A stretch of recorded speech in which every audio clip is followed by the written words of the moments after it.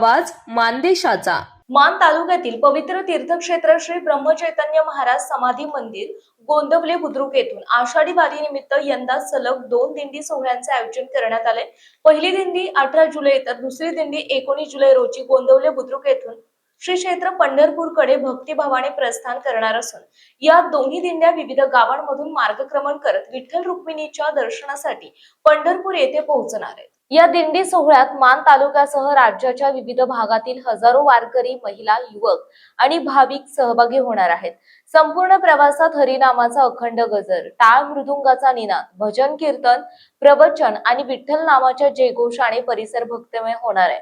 वारकऱ्यांच्या भोजन, निवास, आरोग्य सेवा, पिण्याचे पाणी आणि इतर आवश्यक सुविधांची काटेकोर आणि नियोजनबद्ध व्यवस्था आश्रम प्रशासन आणि दिंडी आयोजन समितीच्या वतीने करण्यात आले आहे।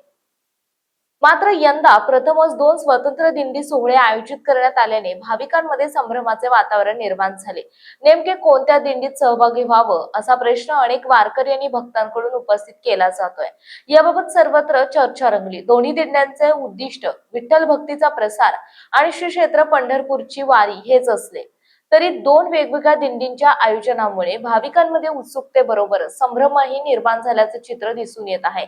आषाढी वारी ही महाराष्ट्राच्या संत परंपरेचा आणि वारकरी संप्रदायाचा आत्मा मानली जाते। श्री ब्रह्मचैतन्य महाराजांच्या पावन भूमीतून निघणाऱ्या या दिंडी सोहळ्यामुळे गोंदवले परिसर पुन्हा एकदा विठ्ठलमय झाला असून हजारो वारकऱ्यांच्या ज्ञानोबा तुकाराम आणि जय जय रामकृष्ण हरी या अखंड नामघोषाने संपूर्ण परिसर भक्ती रसात न्हाऊन निघाला। मानसोफर न्यूज संपादक बापूसाहेब मिसाळ, वरकुटे, मलवडी। आपल्या जिल्ह्यातील तालुक्यातील लेटेस्ट बातम्या पाहण्यासाठी आजच मानसोफर न्यूज चॅनलला YouTube वर सबस्क्राइब करा आणि बेल आयकॉन प्रेस करा।